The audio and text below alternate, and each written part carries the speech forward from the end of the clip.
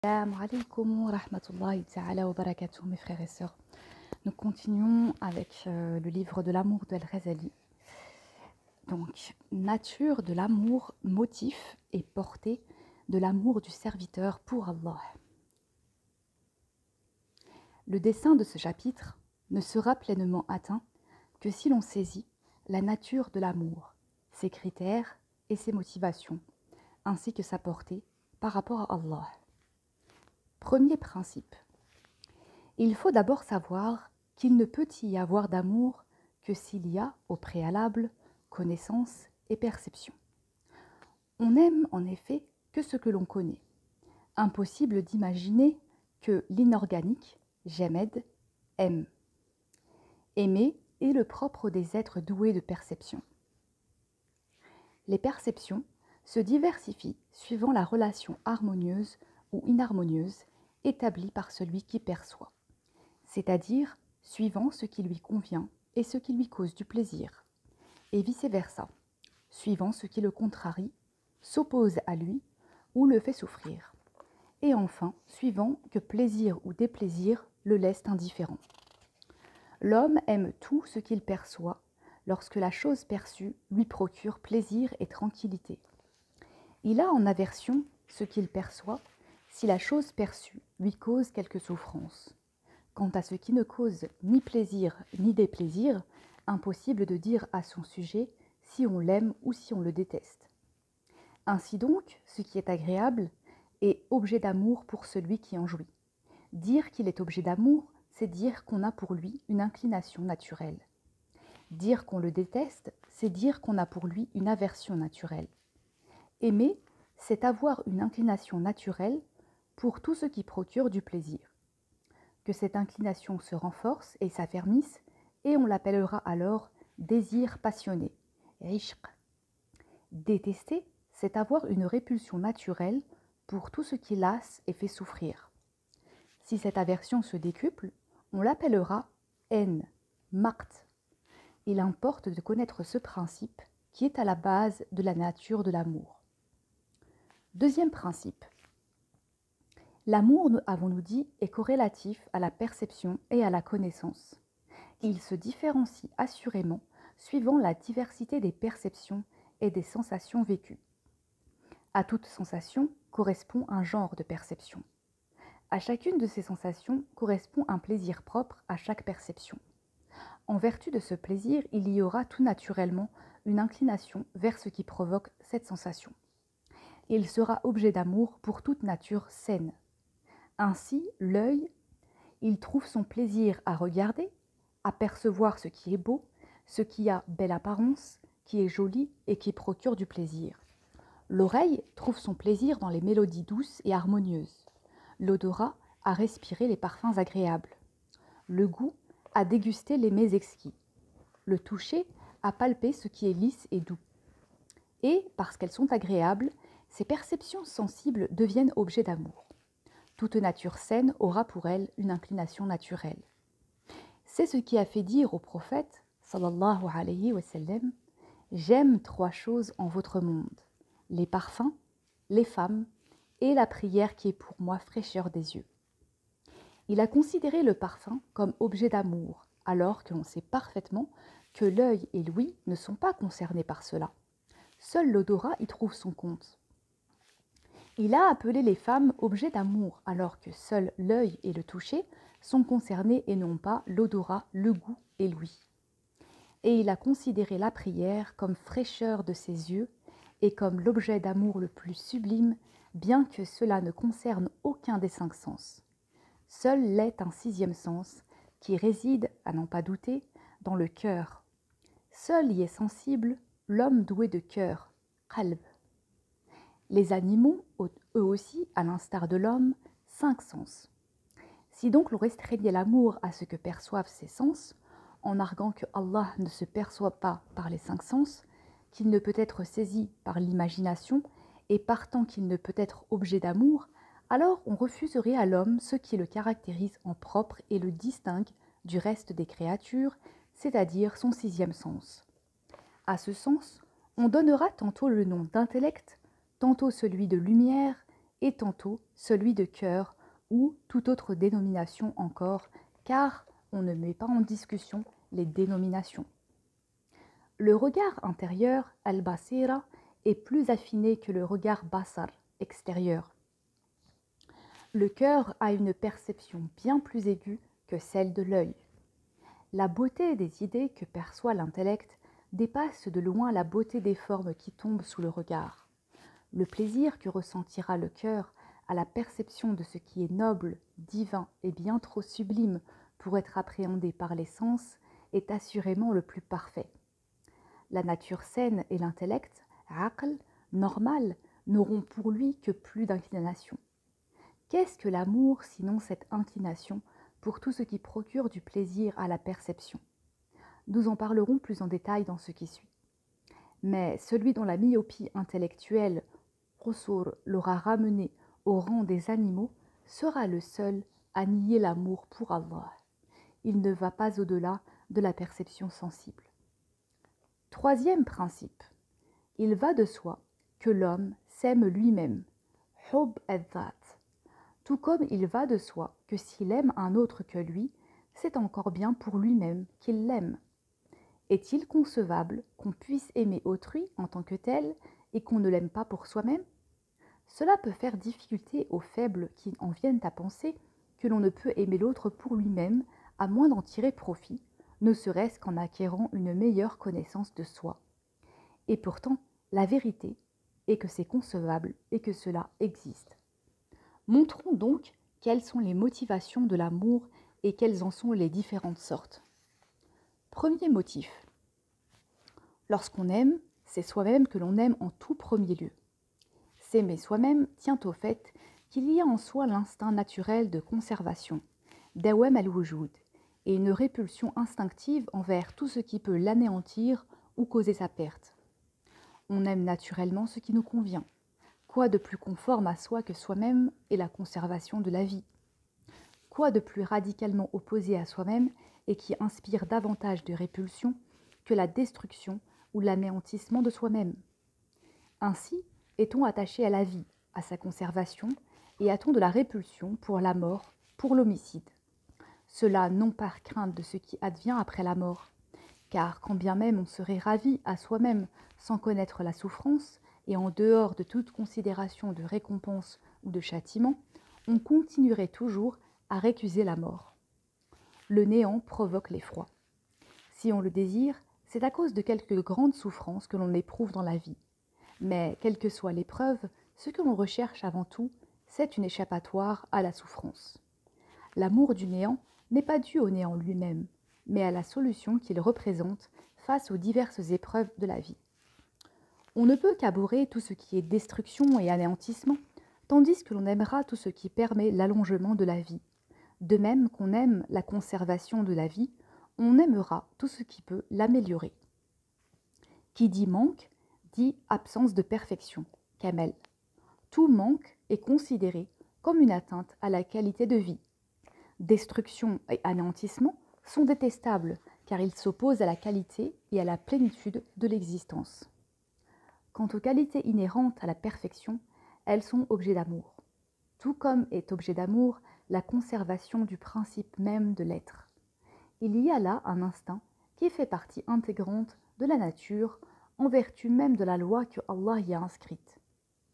Tu ne trouveras jamais à la loi d'Allah aucun changement. Sourate 48, verset 23. Ainsi donc, ce que l'homme aime en tout premier lieu, c'est lui-même.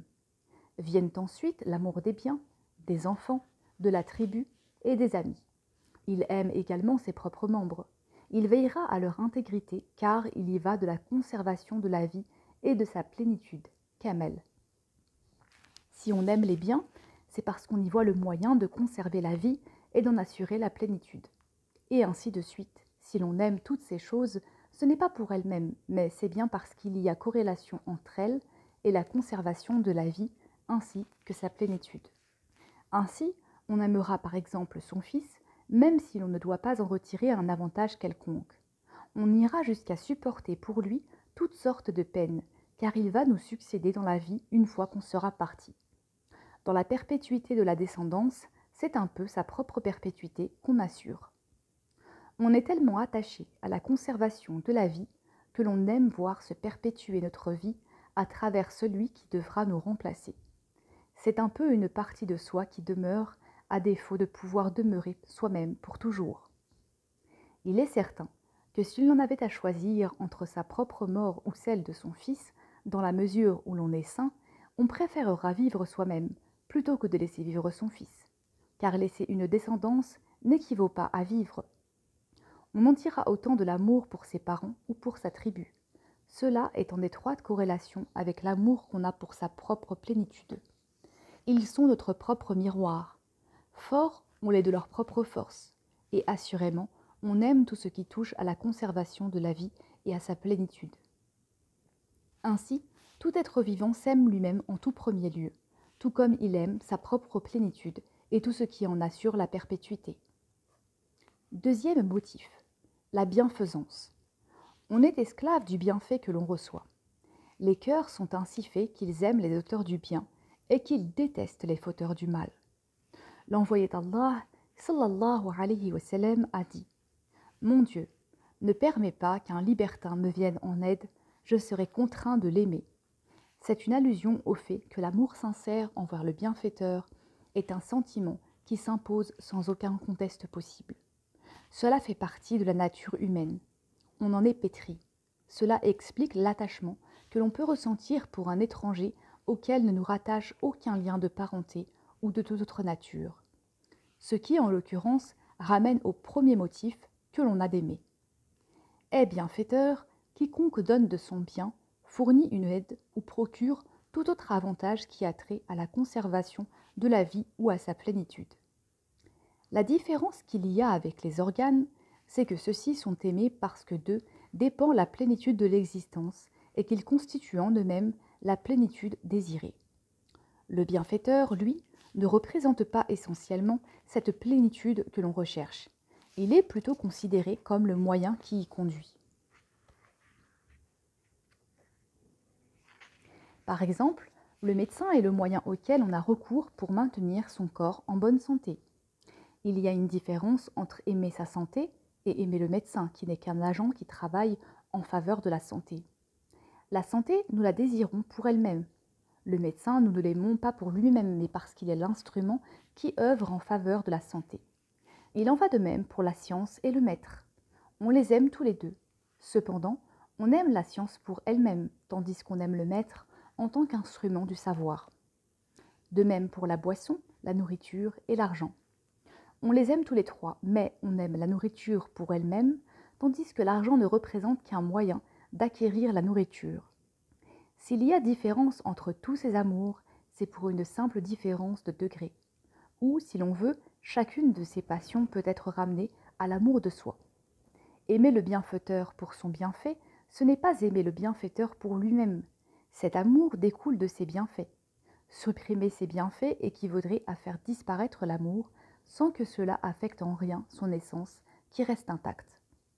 Si le bienfait diminue, l'amour diminuera aussi. S'il augmente, l'amour augmentera en proportion. L'intensité de l'amour variera selon l'importance du bienfait. Troisième motif, aimer l'objet pour lui-même et non pour quelque autre avantage qui en découlerait. Ici, aimer l'objet pour lui-même est l'essence du profit qu'on en tire. On est à l'apogée de l'amour authentique qui ne fait que décupler à mesure qu'il dure. Tel est par exemple l'amour du beau et du bien. Connaître le beau, c'est l'aimer pour lui-même. Le plaisir réside alors essentiellement dans le beau en soi. Or, aimer le plaisir ne se justifie ici que par lui-même. Que l'on ne croit pas que l'amour des belles formes ne soit pas possible en dehors de l'assouvissement d'une passion. Assouvir la passion constitue une autre forme de plaisir qui justifie l'attrait que l'on a pour telle forme en particulier. Percevoir le beau en soi provoque le plaisir. On peut donc dire que le beau en soi est objet de plaisir en lui-même. Comment nier ce fait quand on sait que la nature verdoyante et l'eau qui s'écoule sont des motifs que l'on aime naturellement? Non pas parce que l'eau est potable ou que la verdure est comestible, ou pour tout autre avantage qui serait lié à autre chose que leur contemplation, mais parce que l'on y perçoit du beau. On sait que l'envoyé d'Allah, sallallahu alayhi wa sallam, avait de l'admiration pour la nature verdoyante, pour l'eau qui ruisselle. Les gens normaux ne peuvent qu'éprouver du plaisir en face du spectacle des lumières, des fleurs ou des oiseaux aux couleurs chatoyantes, aux fines ciselures et aux formes harmonieuses. Les regarder repose naturellement des soucis et des préoccupations. On aime tout ce qui est agréable. Percevoir le beau et le bien, c'est ressentir du plaisir. Il ne viendrait à l'idée de personne de nier que le bien soit aimable de par sa nature même. Or, s'il est avéré que Allah est beau, toute personne à qui serait dévoilée sa beauté et sa majesté ne pourrait assurément que l'aimer. Ainsi que le dit le prophète, sallallahu alayhi wa sallam, Allah est beau et il aime tout ce qui est beau. Hadith rapporté par Muslim d'après Ibn Mas'ud. Quatrième principe, sens du beau et du bien. Quand on est confiné dans les limites étroites de son imagination et de ses sensations, on est facilement tenté de penser qu'il n'y a pas d'autre sens à donner au beau et au bien que celui de la finesse des traits, de l'harmonie des formes, de la beauté des couleurs, de la blancheur écarlate, de la taille élancée, et d'autres qualités que l'on mentionne généralement lorsque l'on veut parler de la beauté de quelqu'un. Sachant que la beauté qui l'emporte dans ce cas est celle qui a trait au regard. Qui donc est confiné dans les limites étroites de l'imagination et des sensations, sera surtout attiré par l'extérieur des personnes. Il pensera à tort que tout ce qui n'est pas visible ou imaginable ou n'a ni forme ni couleur n'a pas d'existence propre, et partant, il est impossible d'en saisir la beauté. Or, si l'on ne peut en concevoir la beauté, on ne peut en ressentir en conséquence du plaisir et il ne peut en aucune façon devenir objet d'amour. Grossière erreur.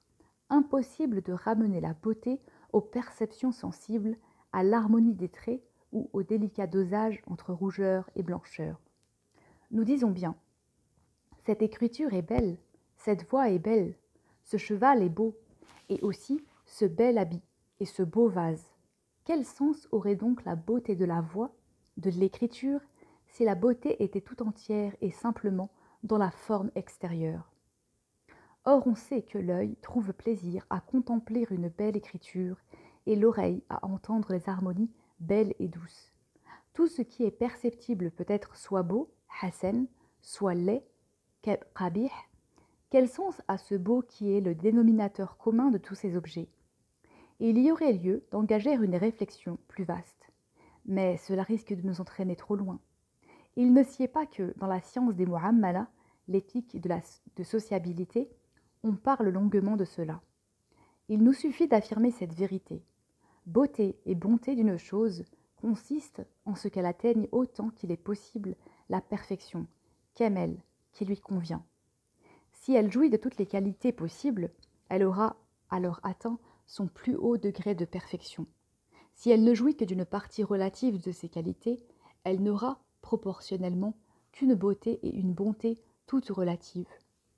La beauté du cheval dépend de sa forme extérieure, apparence, couleur, joli trot, agilité des mouvements, bref, chaque chose possède une beauté qui lui convient et qui pourrait tout aussi bien disconvenir à une autre chose.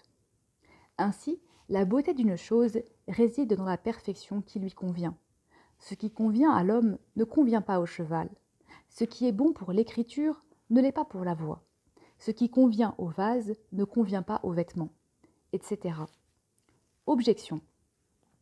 Si l'on prétend que toutes ces choses, même lorsque la vue ne les perçoit pas, comme c'est le cas pour la voix, la saveur des mets dont on se nourrit, ne vont pas cependant sans être perçues par les sens, elles sont donc sensibles, et qu'il n'est pas question de nier aux choses sensibles leur qualité de beau et de bien, ni non plus le plaisir que procure la perception de leur beauté, mais seulement de nier la beauté à ce qui échappe au pouvoir des sens. Je dirais que beauté et bonté existent bel et bien dans les êtres non sensibles. C'est ainsi qu'on parlera de beaux visages, de science belle, de bonne conduite ou de belles vertus. Or, dans belles vertus sont inclus le savoir, ilm, l'intellect, aql, la tempérance, ifa, le courage, shaja'a, la piété, taqwa, la générosité, karam, l'intrépidité, muru'a, et d'autres qualités excellentes qui sont du domaine du bien. Aucune de ces qualités n'est perceptible par les sens. Elles ne sont perceptibles qu'à la lumière du regard intérieur, basira. Or, on aime toutes ces belles qualités. On aime tout naturellement celui qui en jouit dès lors qu'on le connaît. La preuve qu'il en est ainsi, c'est que l'on a une disposition naturelle à l'amour des prophètes et des compagnons sans les avoir pourtant jamais vus. De même, on aimera instinctivement les chefs des madahib, écoles juridiques, comme Al-Shafi'i, Abu Hanifa, Malik et d'autres encore. Le disciple ira même jusqu'à risquer sa vie pour son imam et guide et jusqu'à combattre quiconque porterait atteinte à son renom. Que de sang n'a-t-on pas versé pour la défense des fondateurs des madahib? Par Allah, quel est ce disciple d'Al-Shafi'i qui en viendrait à ne plus aimer son maître sous prétexte qu'il ne le voit pas? Il se peut très bien d'ailleurs que s'il le voyait, il ne le trouverait pas bien beau. Si donc on l'a trouvé aimable, si on a été jusqu'à l'aimer d'un amour extrême, c'est bien en vertu de l'image intérieure qu'on s'en était fait et non pas en raison de son apparence extérieure. La forme extérieure, elle est devenue poussière dans la poussière. Si on aime Al-Shafi'i, c'est bien pour ses vertus intérieures, pour sa religiosité, sa piété, son savoir fécond, sa compétence en tout ce qui a trait à la religion, son engagement en faveur de l'instruction de la science de la religion et de sa diffusion dans le monde. Autant de choses dont on ne peut connaître la beauté que grâce à la lumière du regard intérieur, basira. Quant au sens, ils sont parfaitement incapables de saisir toutes ces beautés. On en dira autant pour celui qui aime Abu Bakr le véridique et qui le préférera à tout autre, ou pour celui qui aime Ali et dont la préférence ira jusqu'à l'acharnement. On les aime parce qu'on a trouvé belle leur image intérieure, pétrie de science, de religion, de piété, de hardiesse, de générosité. Il est évident que celui qui aimera Abu Bakr le véridique ne l'aimera pas pour ses os, ni pour sa chair ou sa peau, ni pour ses membres ou son apparence extérieure. Tout cela n'existe plus. Tout s'est transformé et est devenu néant. Ce qui demeure, c'est sa qualité de véridique et de juste. Ce sont ses vertus remarquables qui ont été à l'origine d'un si beau comportement, sira. L'amour pour Abu Bakr est passé dans la postérité, car ses vertus morales ont subsisté dans les mémoires, tandis que la forme extérieure a complètement disparu. Toutes ces qualités se ramènent dans leur ensemble au savoir, ilm, et au pouvoir, qudra, à la connaissance, ilm, de la profondeur des choses, et au pouvoir, qudra, de s'engager à vaincre ses passions. Tout ce qui se rattache au bien se module suivant ces deux qualités, savoir et pouvoir, deux qualités imperceptibles au sens, qui font partie intégrante de l'homme et qui constituent un tout. Et c'est ce que l'on aime, un tout qui n'a ni apparence, ni forme, ni couleur qui serait perceptible par les yeux et qui justifierait l'amour qu'on a pour lui. Ainsi, la beauté existe dans le comportement, sera. Si ce comportement s'originait en dehors du savoir, ilm et du regard intérieur, basira, il ne contraindrait pas à l'amour. Ce que l'on aime, c'est ce qui est à l'origine des bons comportements qui sont constitués par les nobles vertus et toutes les qualités qui se ramènent dans leur ensemble à la plénitude du savoir et du pouvoir. On aime naturellement ces qualités et pourtant ce n'est pas avec les sens que l'on les perçoit. Voyez l'enfant qui n'a pas atteint l'âge de raison. Dès lors que l'on cherche à lui faire aimer un être, qu'il soit absent ou présent, mort ou vivant, il n'y a pas d'autre moyen de le faire que de recourir au courage de cet être, sa générosité, son savoir et ses autres qualités remarquables. Quelle que soit l'idée qu'il s'en fera, l'enfant ne pourra pas ne pas l'aimer. L'attrait qu'on a pour les compagnons, la répulsion à l'endroit d'Abu Jahl, l'aversion que l'on éprouve pour Iblis, Allah le maudisse, en quoi tout cela s'origine-t-il, si ce n'est au fait que l'on ne tarit pas sur les attraits des uns et les laideurs des autres, autant de choses imperceptibles au sens. À force de faire les louanges de Hatim pour sa générosité, de Khalid pour son courage, on en arrive infailliblement à les aimer.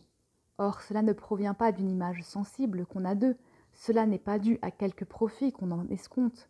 À supposer que dans quelque partie du monde, on en vienne à parler de certains rois, de leur bon comportement vis-à-vis des hommes, de leur justice, de leur bienfaisance, leur générosité, cela n'ira pas sans influencer les cœurs.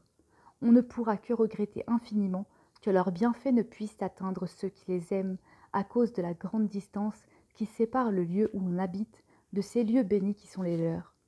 Ainsi donc, notre amour n'est pas confiné dans les limites de celui qui fait quelque bien. On aime le bienfaiteur même si l'on n'a pas bénéficié de ses largesses. Le beau, le bien, on les aime toujours.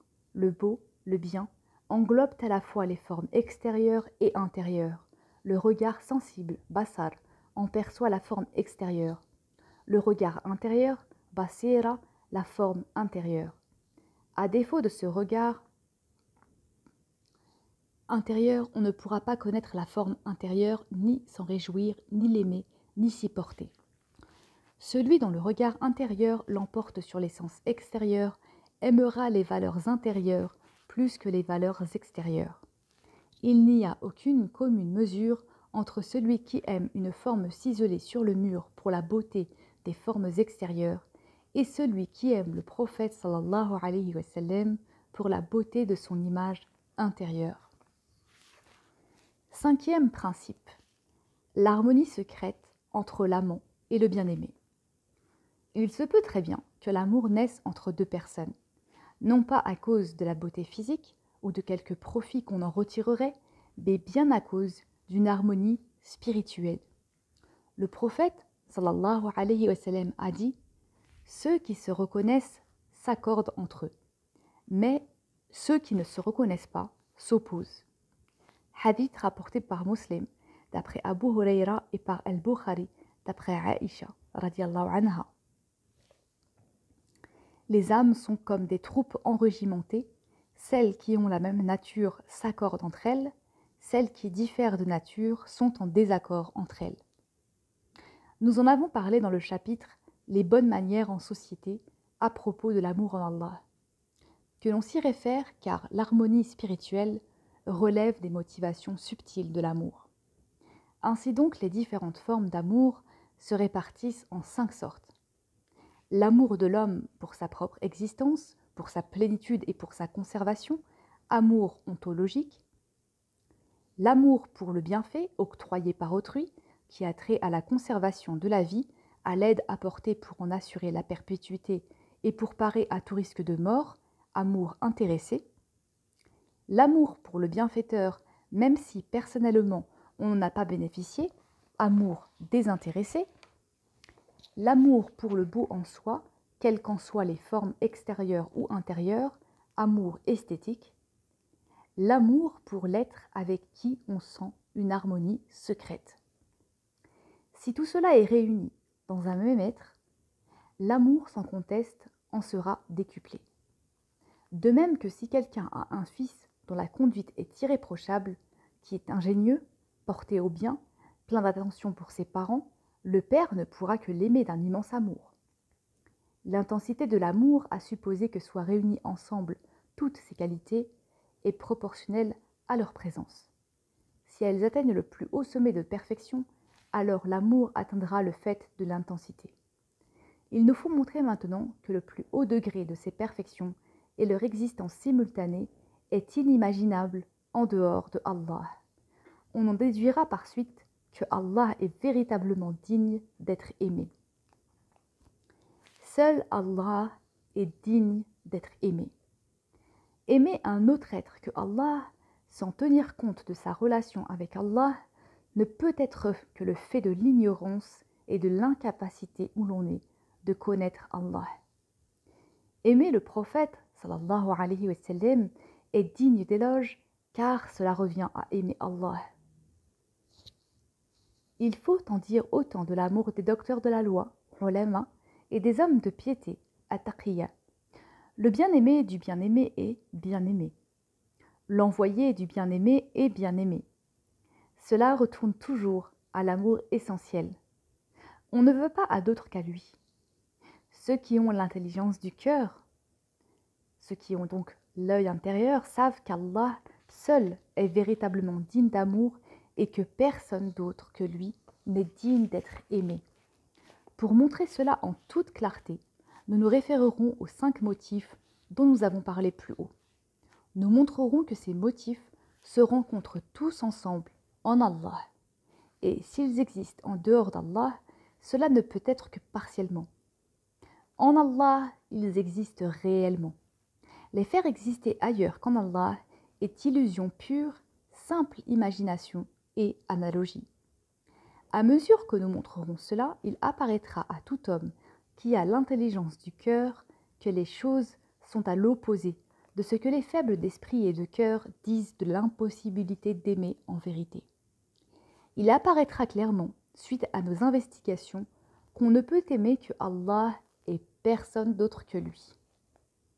Premier motif, l'amour de soi-même, dans sa propre subsistance, de sa propre plénitude, de sa propre conservation, et en contrepartie la répulsion que l'on a pour sa propre mort et pour son anéantissement, pour tout ce qui peut amoindrir ou rendre imparfait, habite tout vivant. Impossible de s'en départir, ce qui implique que l'amour n'a qu'un seul but, Allah. Il suffit de se connaître soi-même, de connaître son Seigneur, pour savoir que l'on n'existe pas par soi-même. Si on a l'être, c'est de Allah, pour Allah et par Allah qu'on l'a. C'est de lui qu'on a la conservation et la perfection de l'être. Lui, il est le créateur, celui qui a fait l'être, qui fait subsister. C'est lui qui a donné la plénitude de l'être, en accordant les qualités qu'implique cette plénitude, et qui a donné les moyens qui poussent à recourir à ces moyens pour y parvenir. L'homme n'a pas de lui-même d'existence propre. Il est négation pure, pur néant. C'est Allah qui lui a donné d'exister. L'homme aurait sans nul doute péri si Allah ne l'avait gratifié du don de subsister après l'avoir fait exister. Existant, il aurait été inachevé si Allah ne lui avait pas fait la grâce de lui en perfectionner les traits. Bref, aucun être n'a de subsistance propre par lui-même, hormis le subsistant, le vivant, qui subsiste par lui-même. Tout autre que lui ne subsiste que par lui. Le gnostique qui s'aime lui-même, qui aime son être qu'il doit à un autre que lui-même, ne peut nécessairement qu'aimer celui à qui il doit être et de subsister. À plus forte raison quand il connaît Allah en sa qualité de créateur qui fait être, qui crée, qui fait subsister, lui, le subsistant par essence, le vivant par essence, celui qui fait vivre tous les êtres. S'il ne l'aime pas, ce sera à cause de l'ignorance qu'il a, et de lui-même et de son Seigneur. L'amour procède de la connaissance gnostique. Supprimez la connaissance, et vous supprimerez l'amour. Affaiblissez la connaissance, et vous affaiblirez l'amour. Renforcez la connaissance, et vous renforcerez l'amour. C'est dans ce sens qu'Al-Hassan al-Basri a dit « Connaître Allah, c'est l'aimer. Connaître le monde, c'est y renoncer. » Est-il pensable que l'homme s'aime lui-même et n'aime pas son Seigneur, en qui il trouve le principe même de son être? Qui ne sait que celui qui souffre de la chaleur solaire recherche l'ombre et ne pourra qu'aimer nécessairement les arbres qui font que l'ombre existe? Or, tout ce qui existe est par rapport à la puissance d'Allah, comme l'ombre par rapport aux arbres et la lumière par rapport au soleil. Tout porte la trace de sa puissance. Toute existence dépend de la sienne, tout comme la lumière dépend dans son existence du soleil et l'ombre des arbres. Cela est vrai aussi en ce qui concerne l'illusion qu'ont les gens du commun qui pensent que la lumière vient du soleil, qu'elle est un effet de sa perfection, qu'elle existe grâce au soleil. Erreur grossière, il a été révélé à ceux qui ont l'intelligence du cœur, par l'intermédiaire de ce qui tombe sous les regards, que la lumière vient de la puissance même d'Allah qu'il a créé lorsqu'il y a rencontre entre le soleil et les corps opaques. Il faut en dire autant du soleil, de son aspect, de sa forme. Tout vient de la puissance même d'Allah. En définitive, ce qu'on demande aux comparaisons, c'est de faire comprendre. On ne prétend pas par elles cerner la vérité. Donc, si on ne peut pas ne pas s'aimer soi-même, on ne peut qu'aimer nécessairement. Celui qui donne à l'être de subsister, et ce quant à l'essence même de l'être, ses qualités, sa forme extérieure et intérieure, sa subsistance. Savoir cela et ne pas aimer serait témoigner qu'on est distrait par la préoccupation de son moi, de ses passions, qu'on s'est diverti de son Seigneur, de son Créateur, En fait, on ne le connaît pas véritablement. On reste tout simplement confiné dans les limites des passions et du sensible. Monde du visible, shahada, dont on a en commun avec les animaux, de jouir si vautré. Ce n'est pas le monde du royaume, Malakut, dont ne foulera le sol que celui dont l'apparence se rapproche de celle des anges. On pourra en contempler le mystère dans la mesure où on se rapproche des qualités propres aux anges. On en est incapable dans la mesure où l'on déchoit au niveau le plus bas celui du monde des bêtes. Deuxième motif. On aime celui qui nous fait quelque bien, qui aide de sa libéralité, qui console de ses paroles, qui apporte son secours, qui s'engage à soutenir, qui déboute les adversaires, qui protège de la malice des méchants, qui se met au service de nos intérêts, de nos desseins, aussi bien en ce qui nous concerne qu'en ce qui concerne nos enfants, nos proches. Un tel homme, nous ne pouvons pas ne pas l'aimer. Or cela implique effectivement de n'aimer qu'Allah seul. Lorsqu'on connaît Allah comme il se doit, on s'aperçoit qu'il n'est pas de bienfaiteur en dehors d'Allah et de lui seul. Je n'énumérerai pas ici les différentes formes de bienfaits qu'il accorde aux hommes. Ils sont innombrables ainsi que le dit la parole d'Allah. Si vous vouliez compter les bienfaits d'Allah, vous ne sauriez les dénombrer. Sourate 16, verset 18. Nous en avons parlé dans notre chapitre sur l'action de grâce. Nous nous contenterons de montrer que si l'on peut parler de bienfaits au plan des hommes, ce n'est que par métaphore. Il n'est de bienfaiteur que Allah et lui seul. Supposons que quelqu'un t'ait fait bénéficier de son savoir, qu'il t'ait donné la liberté de te comporter comme bon te semble. On pourrait être amené à penser que tout cela vient de lui. Grossière erreur. Certes, cet homme a été ton bienfaiteur, il s'est donné lui-même, il a fait don de ses biens, de son pouvoir, de son avoir, il est l'auteur de ses émotions qui l'ont amené à dépenser ses biens en ta faveur, mais qui lui a fait la grâce d'être? Qui a créé son avoir, son pouvoir, son vouloir, ses bonnes dispositions? Qui t'a rendu aimable à ses yeux? Qui l'a poussé à jeter son dévolu sur toi? Qui lui a fait comprendre qu'il y allait en cela de son bien spirituel et temporel? Sans tout cela, il ne t'aurait jamais donné un grain de son avoir. À force de faire naître des motions dans son cœur, cet homme a décidé en lui-même qu'il y allait de son bien spirituel et temporel de faire don de son avoir. En réalité, il était déterminé, maqhour, à donner. Il ne pouvait y contrevenir. Le véritable bienfaiteur est donc celui qui l'a contraint à se tourner vers toi. Celui qui l'a mis à ton service, qui lui a imposé ces motions qui l'ont amené, malgré lui, à agir. Sa main n'a été qu'un instrument dont Allah s'est servi pour te gratifier de ses dons. Le possesseur de cette main a été proprement déterminé, comme le lit du fleuve détermine l'eau à couler en lui. Lorsque tu tiens cet homme pour ton véritable bienfaiteur, lorsque tu le remercies à ce titre, tu manifestes par là que tu ignores la réalité profonde des choses. On ne peut imaginer que quelqu'un puisse faire du bien à quelqu'un d'autre qu'à soi-même. Faire du bien aux autres est au plan des êtres chose proprement impossible. En effet, si on dépense son avoir, c'est dans une intention personnelle bien précise, comme à long terme d'en être un jour récompensé ou, à court terme, d'obliger quelqu'un de pouvoir en tirer quelque profit, d'en être louangé, d'avoir de la renommée, d'avoir une réputation de générosité, de largesse ou de gagner l'affection des cœurs, les amener à nous obéir, à nous aimer. De même que l'on n'a jamais vu personne jeter son argent à la mer, car on n'a aucun intérêt à cela, on n'a jamais vu personne mettre son argent entre les mains d'autrui sans viser un but bien précis. C'est ce but que l'on recherche, c'est cela que l'on a en vue. Ce n'est pas la personne à qui on donne qu'on a en vue. Quand tu prends ce qu'on te donne, ta main n'est qu'un pur instrument. Ce qu'on poursuit dans le fait de te donner de l'argent, c'est qu'on en parle, qu'on en dise du bien, qu'on ne tarisse pas d'éloges, qu'on reçoive quelques récompenses. Lorsque tu as accepté le don, tu n'étais toi qu'un simple prétexte dont le bienfaiteur s'est servi pour atteindre son but. Bienfaiteur, il l'est certes, mais il l'est de sa propre main. Il a donné, mais en contrepartie, il a reçu.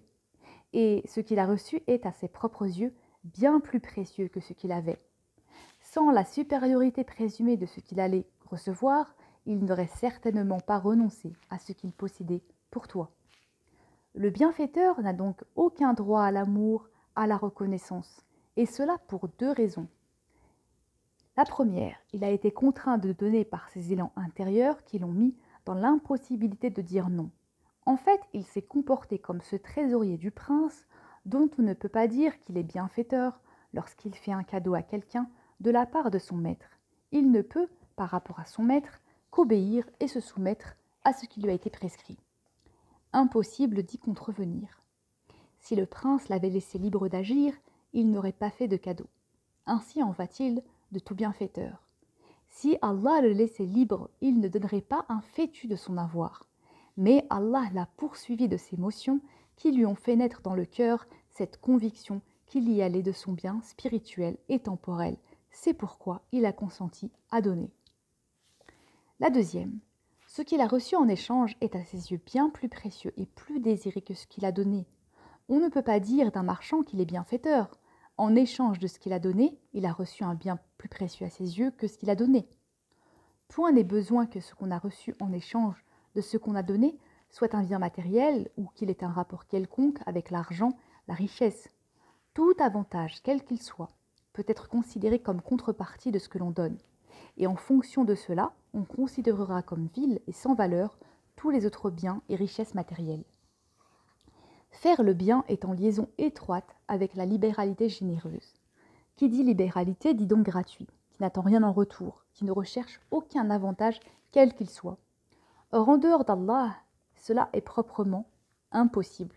Seul Allah a comblé de ses dons tous les êtres par pure libéralité, en considération de leurs biens, et non en vue d'un quelconque avantage ou d'un intérêt quelconque. Allah n'a pas de but intéressé. Parler de générosité, de libéralité pour quiconque, hormis Allah, serait pur mensonge ou simple métaphore. Impossible d'appliquer cette acception à un autre que Allah, tout comme est impossible d'associer noir et blanc. Il y a à cela incompatibilité absolue, tout comme il y a incompatibilité radicale entre le noir et le blanc. À lui la générosité, la bienfaisance, la longanimité, l'action de grâce. S'il est tout à fait naturel d'aimer celui qui nous fait du bien, qui nous gratifie de quelque faveur, il sera donc du devoir du gnostique, arif, de n'aimer que Allah et lui seul. Car tout bien qui viendrait de tout autre que lui ne peut venir que de lui. Allah seul, de ce fait, a droit à notre amour.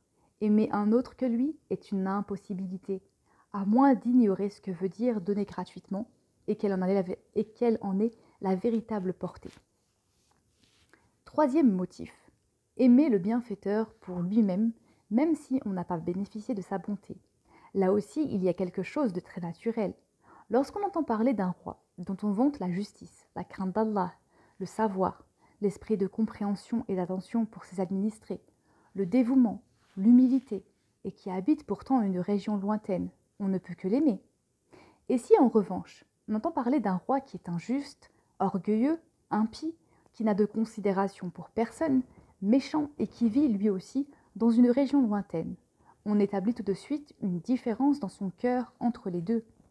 On ressent de la sympathie pour le premier, et l'on appellera cela amour, tandis que l'on aura de la répulsion pour le second, et c'est ce qu'on appelle haine.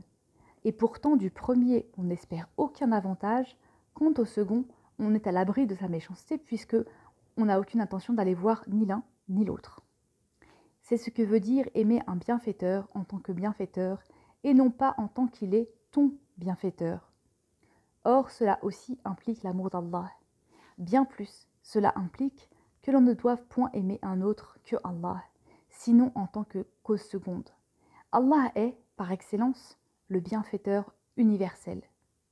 Toutes les créatures, quelles qu'elles soient, lui sont redevables d'elles-mêmes et chacune à son niveau de ce qui suit. Tout d'abord, il les a fait être. Puis, il les a parfaites dans leurs membres et dans tout ce qui leur est nécessaire. En troisième lieu, il leur a donné de s'ébattre et de jouir de la vie. Il leur a prodigué tout ce qui correspond à leurs nécessités, sans que cela soit pour autant indispensable à leur vie. Et enfin, il leur a donné des particularités et des qualités superflues, qui ne sont pas de toute première nécessité ni indispensables. Exemple de choses nécessaires au plan des membres. L'œil, la main, les pieds. Exemple de ce qui fait partie de l'ornementation. L'arc des sourcils, la rougeur des lèvres, la forme des yeux en amande et autres caractéristiques dont on pourrait aisément se passer sans porter atteinte à ce qui est de toute première nécessité et qui fait partie de ce qui est essentiel. Exemple de biens reçus au plan du nécessaire et qui sont étrangers au corps, l'eau, la nourriture. Au plan des qualités propres et qui font partie du superflu, la verdeur des arbres, l'harmonie des formes, des fleurs, des roses, la saveur des fruits, les mets exquis, il s'agit là de biens dont l'absence ne porterait aucune atteinte à ce qui est de stricte nécessité et à l'essentiel. Or, ces trois sortes de biens, tout animal, toute plante, les possède, ainsi que toute espèce de créature, depuis le trône élevé jusqu'au plus profond du centre de la terre. Il est donc lui, le bienfaiteur par excellence. Comment peut-on imaginer que quelqu'un d'autre que lui puisse être bienfaiteur, alors que tout bienfaiteur n'est qu'un bienfait parmi les innombrables bienfaits qu'a prodigué sa toute-puissance. Lui, il a créé le bien, il a créé le bienfaiteur, il a créé le bienfait, il a créé les motifs qui poussent à faire le bien. Si malgré tout cela on vient à aimer un autre qu'Allah, on donnerait par là un signe éclatant de son ignorance crasse. Savoir tout cela ne peut qu'amener à n'aimer qu'Allah et lui seul. Quatrième motif, aimer le beau pour le beau et non pour un quelconque avantage qui viendrait de la perception du beau. Nous avons déjà montré que cela fait partie intégrante de la nature des êtres. Il faut distinguer au plan du beau la beauté de la forme extérieure, celle que l'on perçoit avec les yeux, et la beauté de la forme intérieure que l'on ne perçoit qu'avec les yeux du cœur et grâce à la lumière du regard intérieur. Pour ce qui est de la première forme de beauté, enfants et animaux l'aperçoivent. Quant à la deuxième, elle est du ressort de ceux qui voient avec le cœur. Ceux qui ne connaissent des choses de la terre que la forme extérieure n'y participent en aucune façon. Or, percevoir la beauté, c'est l'aimer. Ce que le cœur voit, il l'aime. Nous en avons pour exemple l'amour que l'on ressent pour le prophète, sallallahu alayhi wa sallam, pour les savants, pour les hommes de grande vertu, les intègres. Cela demeure possible malgré la déformation qui peut atteindre le visage et les autres membres. C'est ce qu'on veut dire lorsqu'on parle d'image intérieure, sura batina, elle est imperceptible au sens. Assurément, on perçoit cette beauté grâce à la bonne influence que ces hommes ont laissée, qui témoigne en leur faveur, de telle sorte que lorsque le cœur en signale la présence, il ne peut que se porter vers elle et l'aimer. On aime le prophète, sallallahu alayhi wa sallam, ou Abu Bakr le véridique, radiallahu anhu, tout simplement pour le bien que, à nos yeux, ils ont fait, et non pas pour la beauté de leur forme ou de leurs œuvres. Cependant, la beauté de leurs œuvres est un signe qui montre quelles belles qualités sont à la base de leurs œuvres. Les œuvres, en effet, sont comme des signes qui proviennent de ces qualités et dont ils signalent la présence. Voir la belle tenue d'un ouvrage littéraire, la beauté des poèmes du poète, la belle sculpture du sculpteur, le bel édifice du bâtisseur, c'est découvrir à travers ces ouvrages les belles qualités intérieures que ces hommes portent en eux. Quand on y réfléchit, on s'aperçoit que ce résultat est dû au savoir et à la compétence. Plus l'objet du savoir est noble et parfait au plan de la beauté et de la splendeur, et plus noble et plus beau sera le savoir. Il en va de même pour ce qui est des réalisations. Plus l'ouvrage est noble et excellent, et plus noble et excellente sera la compétence. Or, le plus important objet de savoir, c'est Allah exalté soit-il. Aussi bien la science la meilleure, la plus noble, sera assurément la connaissance d'Allah. Il en va de même pour tout ce qui se rapproche d'Allah et qui s'y rapporte. Sa dignité lui vient de son degré de relation avec Allah. Ainsi donc, la beauté des justes et leur qualité, celles que les cœurs aiment tout naturellement, tiennent à trois choses. La première, à la science, ilm, qu'ils ont de Allah, de ses anges, de ses livres, de ses envoyés et des prescriptions des prophètes alayhum salam. La deuxième, à leur capacité, qudra, de se réformer et de réformer les serviteurs d'Allah en les guidant. La troisième, au fait qu'ils sont exempts, tanazouh, des vices, des turpitudes et des passions qui asservissent éloigne des voies du bien et engage dans les sentiers du mal. C'est pour toutes ces raisons qu'on aime les prophètes, alayhim salam, les savants, les califes, les rois qui sont justes et généreux, qualités qui correspondent si bien aux qualités mêmes d'Allah. S'agissant de l'attribut de science, ilm, quelle commune mesure y a-t-il entre toute la science des anciens et des modernes et la science d'Allah? Lui, il connaît tout d'une science infinie. Rien, pas même un atome dans les cieux et sur la terre, ne lui échappe. Il s'est adressé à tous les hommes et il leur a dit « Vous n'avez reçu de la science qu'une infime partie. » Sourate 17, verset 85. À supposer que tous les habitants du ciel et de la terre s'unissent tous ensemble pour cerner la science et la sagesse d'Allah, ne serait-ce qu'en se penchant sur une fourmi ou un insecte pour en analyser la configuration, ils n'en saisiraient même pas le dixième du dixième. Il n'embrasse de sa science que ce qu'il veut. Sourate 2, verset 255. Les connaissances infimes que possèdent les créatures, c'est de lui qu'elles les tiennent. Selon la parole d'Allah, il a créé l'homme et il lui a appris à bien s'exprimer. Sourate 55, versets 3 et 4.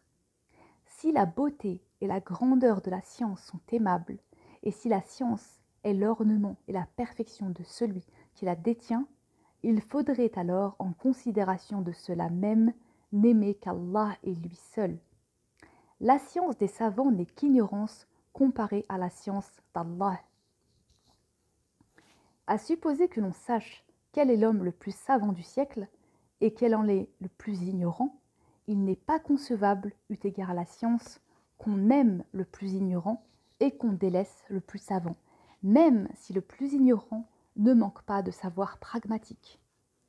Or, la distance qui sépare la science d'Allah de celle des créatures est autrement plus grande que celle qui sépare la science des plus savants de celle des plus ignorants. Le plus savant n'est supérieur au plus ignorant que dans un cadre restreint de connaissances bien définies. On peut même penser que l'ignorant, avec un peu de patience et de volonté, peut arriver à les acquérir. Tandis que la science d'Allah, comparée à celle de toutes les créatures réunies, est infinie. Ses connaissances sont sans bornes et les nôtres, bien délimitées. S'agissant de l'attribut de puissance, Qudra, celle-ci est une perfection et l'impuissance un défaut. La perfection, la splendeur, la grandeur, la gloire, la suprématie, tout cela est aimable et l'on prend plaisir à les connaître. Lorsqu'on entend parler du courage de Ali, de Khalid et des autres grands héros, lorsqu'on entend compter leurs hauts faits et l'emprise qu'ils avaient sur les cœurs, on sent son cœur frémir, la joie et la paix infailliblement nous envahir, rien qu'au plaisir d'en entendre la narration. Que dire lorsqu'on est de tout cela le témoin? Incontestablement, cela ne peut que faire naître dans le cœur un grand amour pour celui qui possède toutes ces qualités. Il y a là un autre aspect de la perfection. Compare maintenant la puissance de toutes les créatures ensemble à la puissance d'Allah. Imaginons un homme, le plus puissant de tous par sa force, l'étendue de son pouvoir et l'éclat de sa bravoure, un homme qui maîtrise le mieux ses passions, qui élimine le plus radicalement ses vices, qui surpasse tous les hommes par le pouvoir qu'il a de se conduire lui-même, de guider les autres. Poussons cela le plus loin possible. En fait, cet homme ne prétend pas à autre chose si ce n'est à avoir une maîtrise assurée de ses propres qualités, à étendre son influence sur un certain nombre de personnes, sur ses intimes et dans des domaines bien définis. Il est entendu que sur sa vie, sa mort, le jugement, il n'a aucun pouvoir, ni en bien, ni en mal. Il ne peut même pas se prémunir les yeux contre l'éventualité de la cécité, la langue contre l'éventualité du mutisme, l'oreille contre l'éventualité de la surdité, le corps contre l'éventualité de la maladie. Inutile de chercher à faire le décompte de ce dont il est capable, soit en ce qui le concerne personnellement, soit en ce qui concerne les autres, et ce dans le cadre de son pouvoir, comme le royaume des cieux, avec son firmament et ses astres, la terre avec ses océans et ses montagnes, ses vents et ses foudres, le minéral et l'animal, et tout ce dont il se compose. En fait, il n'a d'emprise sur rien, pas même sur un seul de leurs atomes. Même le pouvoir dont il jouit sur lui-même et sur les autres, il ne le tient pas de lui-même. Son pouvoir s'origine en Allah, son Créateur, le Créateur de son pouvoir et de tout ce qui s'y rattache, le Créateur de tout ce dont il est capable de faire grâce à son pouvoir. Si Allah a donné à un petit insecte le pouvoir de s'attaquer au plus puissant des rois, au plus fort parmi les vivants, il les ferait périr sur le champ. L'homme, en fait, n'a d'autre pouvoir que ce qu'Allah veut bien lui octroyer, selon ce qu'il a dit au sujet du plus puissant de la terre, le Dhul Qarnayn. Nous avions affermi sa puissance sur la terre. Surat 18, verset 84. Son immense empire, sa suprématie, c'est à son Seigneur qu'il les doit et qu'il les lui a donnés sur une portion seulement de la terre. Or la terre est une motte d'argile comparée à tous les corps de l'univers. Et toutes les principautés que reçoivent les hommes en partage ne sont de cette motte qu'un grain de poussière. Cette motte de terre elle-même, c'est à Allah que nous la devons, au pouvoir qu'il nous donne d'avoir sur elle. Il serait absolument illogique d'aimer un des serviteurs d'Allah pour son autorité, son art d'administrer, de gouverner, pour la perfection de sa force, et de ne pas aimer Allah pour ces mêmes raisons. Il n'y a de puissance, de force, que celles qui nous viennent d'Allah. Lui, il est le dominateur, Jabbar, le fort, Qadir. Les cieux sont enroulés dans sa dextre. La terre et tout ce qu'elle renferme et tout ce qu'elle porte, tout est enfermé dans le creux de sa main. Les toupets des créatures, il les tient dans sa poigne puissante. Si Allah anéantissait toutes ces créatures jusqu'à la dernière, il ne manquerait pas un atome à sa puissance et à son empire. S'il les multipliait par 1000, il ne tomberait pas en les créant de fatigue et ne connaîtrait ni lassitude ni défaillance. Point de puissance ni de puissant qui ne soit un effet de sa puissance. À lui la beauté, la splendeur, la grandeur, la magnificence, la force, la puissance. Si l'on pense qu'il y a quelqu'un qui soit digne d'être aimé pour la perfection de sa puissance, personne n'en est vraiment digne que Allah et lui seul. S'agissant enfin de la qualité d'être exempt de vices, tenzé, d'imperfection, d'être à l'abri des bassesses et des tares, il y a là une des conditions de l'amour, une des exigences du beau et du bien, telles que nous les représentons intérieurement. Le prophète, alayhi salatu wassalam, et les justes, quelque parfaits et exempts de vices et de tares qu'ils soient, ne sont pas la perfection. On ne peut concevoir de sainteté parfaite, de pureté sans tache que de l'unique, lui, le vrai, le roi, le Très-Haut, à qui appartient la majesté, à qui seul sied la vénération. L'homme n'est exempt ni de faute, ni d'imperfection. Sa condition de serviteur incapable, contraint et forcé est en elle-même vice et imperfection. À Allah et à lui seul, toute perfection. En dehors d'Allah, tout être ne possède que le degré de perfection que Allah lui a départi. Ce n'est pas à celui à qui on a mesuré la perfection qu'il appartient de communiquer à autrui la plénitude et la perfection. Il y a un degré minimum attaché à la plénitude de la perfection, c'est de n'être pas serviteur, de n'être pas sous la dépendance d'un autre. Or, cela est impossible à concevoir pour quiconque, hormis Allah. À lui, toute perfection. Il est étranger à toute imperfection. Lui, il est pur de toute tare. Il serait trop long d'énumérer les divers aspects de cette sainteté et de cette absence d'imperfection. Cela fait partie des secrets relatifs à la science des dévoilements, Mukashafat. Nous ne nous y attarderons pas. S'il est une beauté et une perfection qui soient dignes d'être aimées, cela ne peut se réaliser qu'en Allah et lui seul, car la perfection d'un être autre que lui, quel qu'il soit, et le fait qu'il soit exempt de vices, ne sont pas absolus. Ces attributs sont en corrélation avec l'imperfection plus ou moins grande de chaque être. Tout comme il y a une perfection plus grande pour le cheval comparée à l'âne, il y a chez l'homme une plus grande perfection en comparaison à celle du cheval. L'imperfection est un phénomène absolument général. La seule différence entre les êtres est une simple question de degré dans la perfection. Ainsi donc, tout ce qui est beau est aimable.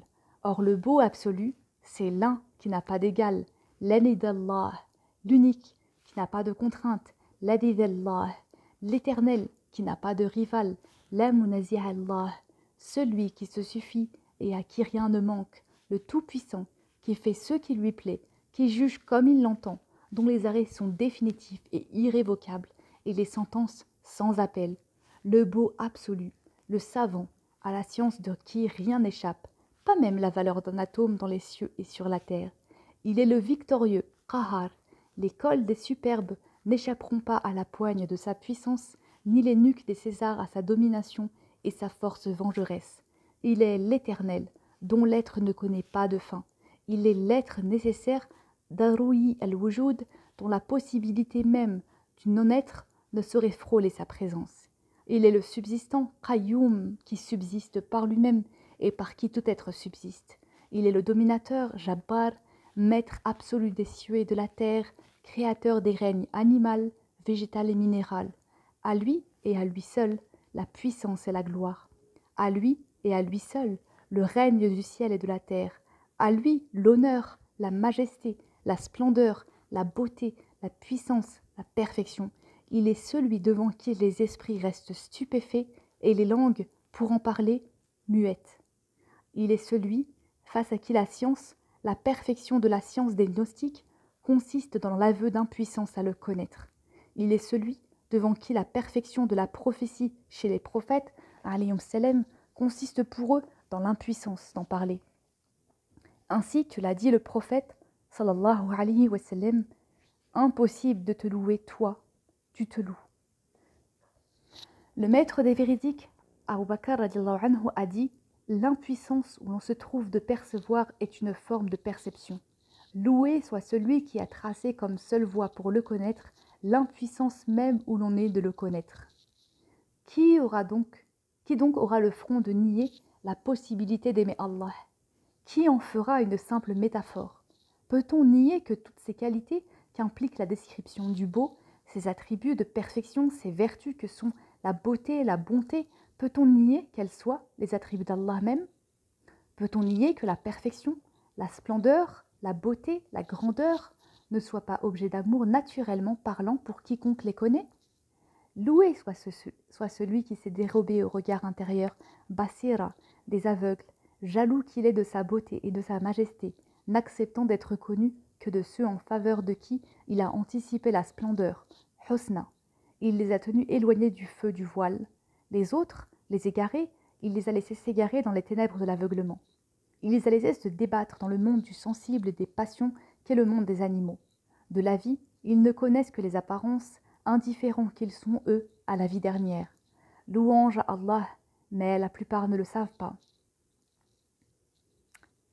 L'amour qui découle de ce motif est bien plus fort que celui qui naît de la bienfaisance. La bienfaisance, en effet, est susceptible de plus ou de moins.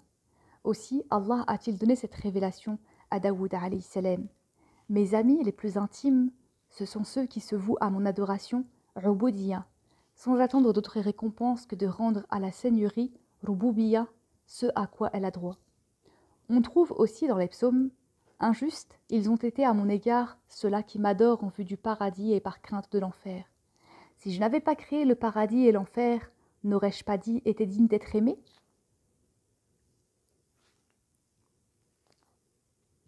Isa alayhi salam rencontra un jour un groupe de serviteurs, tout pâles et amaigris. Ils lui dirent « Nous craignons l'enfer et nous espérons le paradis. »« Vous craignez quelque chose de créé, leur dit-il, et vous espérez quelque chose de créé ?» Il rencontra d'autres qui lui dirent « Si nous l'aimons, c'est un amour pur et pour magnifier sa majesté. »« C'est vous les saints d'Allah, dit-il, j'ai reçu l'ordre de demeurer avec vous. » Abu Hazim Salama ibn Dinar al-Madani a dit « Ce serait une honte pour moi si je l'adorais en vue d'une récompense ou pour éviter un châtiment. Je ressemblerais à ce mauvais serviteur qui, s'il ne craignait pas, ne ferait rien, ou à ce mercenaire qui, s'il n'était pas payé, resterait inactif. » Voici un propos du prophète, sallallahu alayhi wa sallam. Ne soyez pas comme ce mauvais serviteur qui, s'il n'était pas payé en retour, ne ferait rien, ni comme ce serviteur qui, s'il ne craignait pas, ne ferait rien non plus. Cinquième motif, similitude, tanassub, et ressemblance mushabbaha. Qui se ressemble s'assemble. L'enfant sympathisera avec l'enfant et l'adulte avec l'adulte. L'oiseau sympathisera avec les oiseaux de son espèce et aura de la répulsion pour une autre espèce. Le savant sympathisera avec le savant bien plus qu'avec l'artiste. Le menuisier avec le menuisier bien plus qu'avec le paysan. C'est ce que confirme l'expérience ainsi que les récits édits du prophète sallallahu alayhi wa sallam, comme nous l'avons montré au chapitre de la fraternité en Allah, au livre des bonnes manières en société, qu'on veuille bien s'y référer. Si l'affinité provoque l'amour, cette affinité peut avoir un aspect extérieur, comme la ressemblance qui existe entre un enfant et un autre enfant au plan de l'enfance. Et elle peut être intérieure et invisible, comme on peut le constater dans l'affinité qui existe entre deux personnes qui s'entendent bien, sans qu'il y ait lieu de parler de beauté ou d'un avantage quelconque, ainsi qu'y a fait allusion le prophète, sallallahu alayhi wa sallam, lorsqu'il a dit « Les esprits sont semblables à des soldats en faction. Ceux qui se reconnaissent s'accordent entre eux, mais ceux qui ne se reconnaissent pas s'opposent. » Se reconnaître, c'est avoir de l'affinité ensemble, tanassub. Ne pas se reconnaître, c'est être dissemblable, opposé, tabayyun. Cette raison implique, elle aussi, l'amour d'Allah, en raison même de cette affinité intérieure, munasaba. Celle-ci ne consiste pas en une ressemblance, mushabbaha, au plan des images, des formes, mais bien au plan d'une réalité intérieure. Certaines de ces vérités, on peut en parler dans les livres, tandis qu'il n'est pas permis de le faire pour d'autres.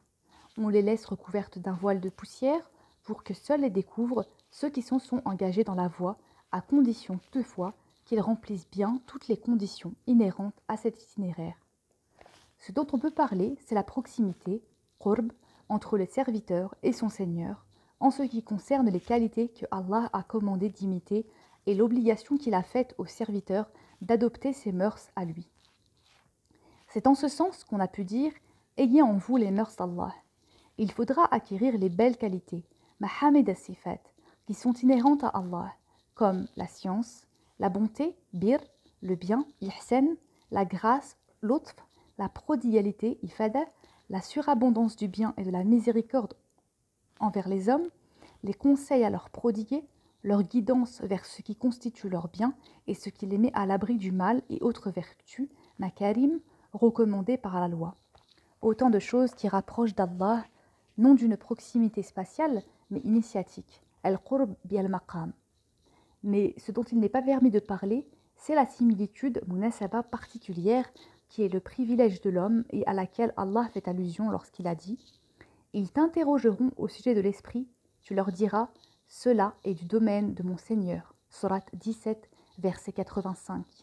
Il a montré par là qu'il s'agissait d'un ordre amr divin, qui est hors de portée de la raison humaine. Il y a plus précis encore, cette parole d'Allah, après que je l'aurai harmonieusement formé et que j'aurai insufflé de mon esprit en lui, Sourate 15, verset 29. Et c'est pourquoi il a donné l'ordre à ses anges de se prosterner devant lui. Allah y fait allusion lorsqu'il dit « Nous t'avons désigné lieutenant sur terre » Sourate 38, verset 26.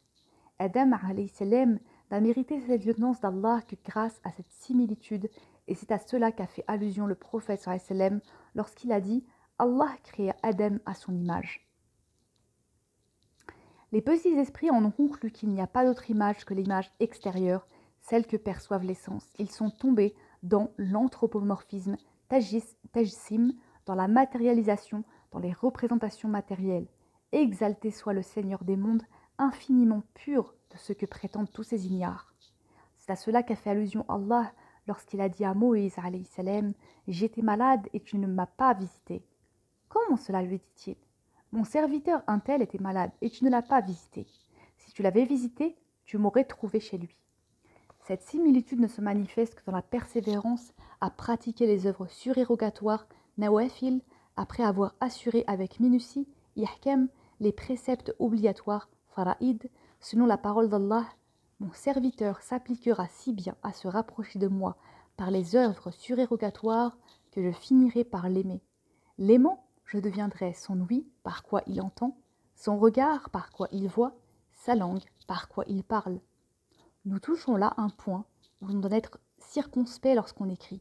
À ce sujet, les hommes se sont partagés entre les bornés, qasir, qui sont partisans d'une ressemblance extérieure, et ceux qui ont péché par excès et ont exagéré, dépassé les frontières de la similitude pour parler d'union, itihad, et ont été partisans de l'infusion, hulul, à tel point que l'un d'eux a été jusqu'à dire « Je suis la vérité ». Les chrétiens, eux aussi, se sont égarés à propos de Isa alayhi salam et ont dit qu'il était Allah. Certains d'entre eux sont partisans de la dissolution de la nature divine, tandis que d'autres parlaient d'une union entre les deux natures. Ceux à qui a été révélée l'impossibilité de l'immanence divine, tashbih, de l'assimilation temthil, de l'identification itihad, de l'infusion d'Allah hulul, et qui sont restés pourtant ouverts au mystère, sir, sont une petite minorité. Abul Hassan al-Nouri a semble-t-il parlé de cette station lorsqu'il a répété sous le coup de l'extase, Wajd, ces paroles du poète. Je ne cesserai de prendre ton amour pour demeure, qu'on y rentre, elle nous fait perdre cœur. Il s'en allait ravi sur un champ de roseaux dont les cannes avaient été coupées et les racines laissées, si bien que ses pieds en furent meurtris, qu'il s'enflèrent et qu'il en mourut. Nous avons là un exemple d'une forme d'amour la plus sublime, la plus forte, la plus excellente, la plus pénible, la plus rare. Telles sont les motivations qu'on connaît de l'amour. Or l'ensemble des motifs qui poussent à aimer s'appliquent de toute évidence à Allah, et cela réellement et non pas métaphoriquement, majaz, au degré le plus élevé et non le moins élevé. Seul l'amour d'Allah est acceptable et raisonnable pour ceux qui possèdent l'œil intérieur. Quant à ceux qui sont aveugles, seul est raisonnable et possible pour eux l'amour d'un autre que lui. Ajoutez à cela que lorsqu'on aime quelqu'un pour l'un de ses motifs, on peut facilement s'imaginer que l'on peut aimer quelqu'un d'autre pour la simple raison que celui-ci partage lui aussi ses motifs qui justifient cet amour. Or, tout partage quand on aime veut dire que cet amour est déficient et imparfait. Nul n'est qualifié de bien-aimé sans que l'on puisse trouver quelqu'un d'autre qui participe lui aussi à cette qualité. Si actuellement on n'en trouve pas, il sera toujours possible d'en trouver. Une seule exception à cela, Allah. Lui seul possède toutes les qualités, qui constituent le fait de la majesté et de la perfection, sans que personne d'autre ne lui soit associé effectivement. Et on ne peut imaginer qu'il puisse être possible de lui trouver un associé, sharik. Il s'ensuit donc que son amour est sans partage. Ainsi, pas de déficience dans notre amour pour lui, tout comme il n'a pas d'associé qui partage ses qualités. Lui seul mérite d'être aimé d'un amour parfait, kamel, d'un amour qui soit absolument sans partage. Wassalamu alaikum wa rahmatullahi ta'ala wa barakatuh.